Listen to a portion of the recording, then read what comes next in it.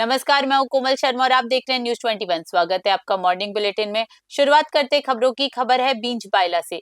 UPSC परीक्षा में 251वीं rank हासिल कर आईएएस बनने वाली अदिति अरोड़ा के प्रथम बार अपने पैतृक गांव बींच बायला पहुंचने पर जोरदार अभिनंदन किया गया। बस स्टैंड पर व्यापारियों और गणमान्य नागरिकों ने अदिति को साफा पगड़ी पहनाकर पुष्प वर्षा और गुलाल के साथ भव्य स्वागत किया। मूल रूप से घमुड वाली निवासी रिटायर्ड सहायक अभियंता स्वर्गीय भजनलाल अरोड़ा की पोती अदिति के पिता ललित दुआ और उनका पूरा परिवार वर्तमान में बीकानेर में रहता है। चयन के बाद पहली बार आशीर्वाद लेने पैतृक गांव पहुंची अदिति का उत्साह देख परिजन भावुक हो उठे। उसके बाद व्यापार मंडल अध्यक्ष राकेश अरोड़ा और दिनेश दुआ के निवास पर भी स्वागत समारोह आयोजित हुआ। ग्रामीणों ने अदिति के पिता ललित अरोड़ा और माता कंचन को इस गौरवशाली उपलब्धि पर बधाई दी। बींच बायला से प्रदीप अरोड़ा की रिपोर्ट। अपने पैतृक गांव में पहुंचे हो, आपको कैसा महसूस हो?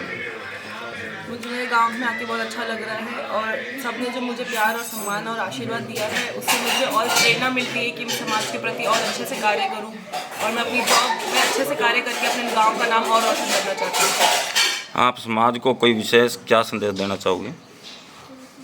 मैं तो समाज को यही बोलूंगी कि जो भी गरीब बच्चे हैं या फिर जो बागोड़ा थाना पुलिस ने क्षेत्र में हुई करीब 1 करोड़ रुपए की सनसनीखेज नकबजनी का खुलासा करते हुए मुख्य सरगना अर्जुन सिंह को गिरफ्तार कर लिया है। पुलिस ने आरोपी की निशानदेही पर चोरी किया गया 4 किलो चांदी और 55 तोला सोने के आभूषण बरामद किए। ये वारदात 4 नवंबर 2025 की रात देवदा का गोलिया निवासी भमरा राम के सूने मकान में हुई थी। मामले की गंभीरता को देखते हुए एसपी शैलेंद्र सिंह इंदोलिया के निर्देशन में विशेष टीम का गठन किया गया। तकनीकी साक्ष्य और मुखबिर तंत्र की मदद से पुलिस ने फरार चल रहे मुख्य आरोपी को दबोच लिया। इससे पूर्व पुलिस इस मामले में 2 अन्य आरोपियों और एक नाबालिग को निरुद्ध कर चुकी है। जांच में सामने आया कि ये गिरोह दिन में रेकी कर रात को चोरी को अंजाम देता था। थानाधिकारी बलदेव राम के नेतृत्व में एएसआई किशन लाल व कांस्टेबल भैरा राम की टीम ने इस चुनौतीपूर्ण मामले को सुलझाने में अहम भूमिका निभाई। बागोड़ा से रामाराम सोलंकी की रिपोर्ट। राजस्थान विश्वविद्यालय के हिंदी विभाग में दादू साहित्य चिंतन के विविध आयाम विषय पर 2 दिवसीय राष्ट्रीय संगोष्ठी का शुभारंभ हुआ। दादू अध्ययन प्रकोष्ठ के तत्वाधान में आयोजित इस कार्यक्रम में देश भर के विद्वानों, इतिहासकारों और संतों ने शिरकत की। संगोष्ठी की अध्यक्षता कुल गुरु प्रोफेसर अल्पना कटेजा ने की, जबकि विभाग अध्यक्ष प्रोफेसर विनोद कुमार शर्मा ने अतिथियों का स्वागत किया। मुख्य वक्ता प्रोफेसर बजरंग बिहारी तिवारी ने कहा कि दादू वाणी किसी पंथ तक सीमित न होकर संपूर्ण मानवता के कल्याण का मार्ग प्रशस्त करती है। विशिष्ट अतिथि गुरु ज्ञानेश्वर गिरी महाराज ने दादू साहित्य को विश्व की अमूल्य धरोहर बताया। इस अवसर पर उप महापौर पुनीत कर्णावत ने समरस समाज की अवधारणा पर जोर दिया। वहीं स्वामी राम सुखदास महाराज ने दादू दयाल को करुणा का प्रतीक बताया। कार्यक्रम के दौरान दादू दयाल और हमारा समय पुस्तक का विमोचन भी किया गया। 2 दिनों तक चलने वाले इस मंथन में संत परंपरा के विभिन्न पहलुओं पर गहन चर्चा की जाएगी। जयपुर से जयपाल सिंह की रिपोर्ट।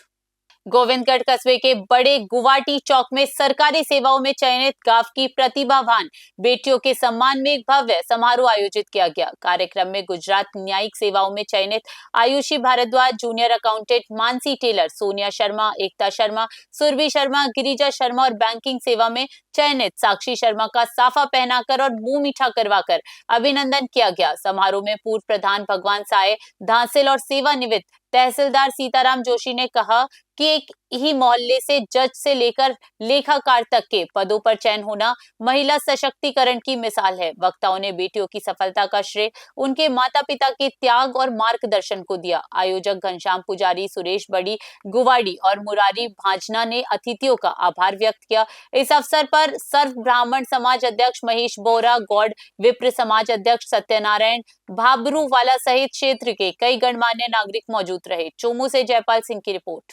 जयपुर ग्रामीण पुलिस की डीएसटी टीम ने नशे के सौदागरों के खिलाफ एक और बड़ी सफलता हासिल की है। सामोद इलाके के विजय सिंहपुरा बासा गांव में पुलिस ने नींबू और बेर के बागों के बीच छिपाई गई गांजे की विशाल खेती का पर्दाफाश किया। एएसपी रजनीश पूनिया के सुपरविजन में हुई इस कार्रवाई में मौके से 1510 हरे गांजे के पौधे जब्त किए गए। पुलिस ने मुख्य आरोपी भैरूराम सैनी को हिरासत में ले लिया है। आरोपी ने बड़ी चालाकी से घनी झाड़ियों और बागान के बीच पौधों को उगाया था ताकि किसी की नजर न पड़े। डीएसटी टीम के एएसआई रामनिवास मीणा और सत्येंद्र की सूझबूझ से इस अवैध कारोबार का अंत हुआ। हाल ही में नकली घी की फैक्ट्री पकड़ने के बाद डीएसटी टीम की ये दूसरी बड़ी कार्रवाई है। हालांकि रिहायशी इलाके के इतने करीब इतनी बड़ी तादाद में गांजे की खेती होना स्थानीय पुलिस की सतर्कता पर भी सवाल खड़े कर रहा है। फिलहाल पुलिस आरोपी से पूछताछ कर इस अवैध नेटवर्क की जड़ों तक पहुंचने का प्रयास कर रही है। चोमू से जयपाल सिंह की रिपोर्ट। खबर श्रीकरणपुर से है, जहां वार्ड नंबर 23 आदर्श नगर में चल रहे अवैध और मिलावटी पेट्रोल डीजल के काले कारोबार पर न्यूज 21 की खबर का बड़ा असर हुआ है। खबर प्रसारित होने के महज 24 घंटे के भीतर श्री गंगानगर रसद विभाग और स्थानीय प्रशासन ने संयुक्त कार्रवाई करते हुए आरोपी सतपाल अरोड़ा के गोदाम पर छापेमारी की। आवश्यक वस्तु अधिनियम 1955 के तहत की गई इस कार्रवाई में परिवर्तन अधिकारी पूजा अग्रवाल, डीएसओ कविता सिहाग, तहसीलदार गिरधारी लाल और परिवर्तन अधिकारी धर्मपाल मौके पर पहुंचे। टीम ने मौके से 610 लीटर अवैध डीजल, 50 लीटर मोबिल ऑयल और 16 खाली ड्रम जब्त किए। गौरतलब है कि मोहल्ले वासियों ने पत्रकार अमित लकी धवन को शिकायत की थी कि आरोपी लंबे समय से पंजाब हरियाणा से सस्ता मिलावटी तेल लाकर रिहायशी इलाकों में बेच रहा था। खबर चलने के बाद आरोपी के रिश्तेदार व कथित पत्रकार इंद्र डागा द्वारा खबर हटवाने के लिए पत्रकार को धमकी भरे मैसेज भी भेजे गए, लेकिन प्रशासन ने तत्परता दिखाते हुए अवैध कारोबार पर नकेल कस दी। श्रीकरणपुर से अमित धवन की रिपोर्ट।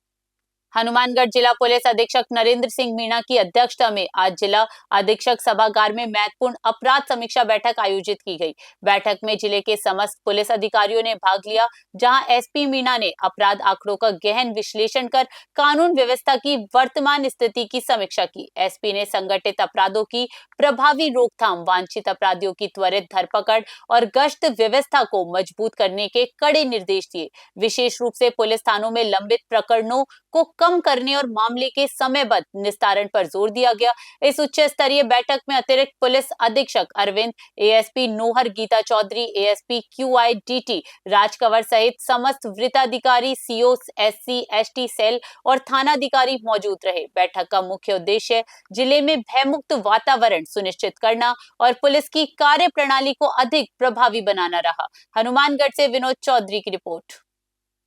सिरियारी के शिव शक्ति गौ सेवा धाम में पंडित दीनदयाल उपाध्याय प्रशिक्षण महाअभियान के तहत मंडल प्रशिक्षण शिविर का सफल आयोजन किया गया। इस शिविर में क्षेत्र के बड़ी संख्या में भाजपा कार्यकर्ताओं ने भाग लेकर संगठित कौशल का प्रशिक्षण प्राप्त किया। कार्यक्रम को संबोधित करते हुए भाजपा जिला अध्यक्ष सुनील भंडारी ने कार्यकर्ताओं को संगठन की मजबूती और कार्यशैली में सुधार लाने के गुर सिखाए। उन्होंने कहा कि कार्यकर्ता ही संगठन की असली शक्ति है और उन्हें सरकार की नीतियों को जन जन तक पहुंचाने का संकल्प लेना चाहिए। इस अवसर पर सिरियारी मंडल अध्यक्ष सुरेश सिंह रावत, मंडल प्रभारी श्रीपाल वैष्णव और भाजपा युवा मोर्चा जिलाध्यक्ष कन्हैया लाल ओझा सहित कई वरिष्ठ पदाधिकारी उपस्थित रहे। शिविर के दौरान कार्यकर्ताओं के साथ आगामी सांगठनिक लक्ष्यों पर भी चर्चा की गई। पाली से ललित तिवारी की रिपोर्ट। रायपुर में पंडित दीनदयाल उपाध्याय प्रशिक्षण महाअभियान के तहत मंडल प्रशिक्षण शिविर का सफल आयोजन किया गया। इस शिविर में क्षेत्र के भाजपा कार्यकर्ताओं ने बड़ी संख्या में भाग लेकर सांगठनिक कार्यशैली का प्रशिक्षण प्राप्त किया। कार्यक्रम को मुख्य वक्ता के रूप में संबोधित करते हुए सोजत विधानसभा संयोजक कन्हैया लाल ओझा ने संगठन की मजबूती पर जोर दिया। उन्होंने कार्यकर्ताओं को प्रेरित करते हुए कहा कि प्रत्येक कार्यकर्ता को अपनी कार्य कुशलता और समर्पण से संगठन को नई ऊंचाइयों पर ले जाना है। ओझा ने बताया कि सोजत विधायक शोभा चौहान के निर्देश अनुसार विधानसभा क्षेत्र के सभी मंडलों में कर्मवार प्रशिक्षण सम्मेलनों का आयोजन किया जा रहा है, ताकि आगामी समय के लिए सांगठनिक संरचना को और अधिक प्रभावी बनाया जा सके। पाली से ललित तिवारी की रिपोर्ट। मॉर्निंग बुलेटिन में फिलहाल के लिए इतना ही। बने रहिए न्यूज 21 पे। नमस्कार।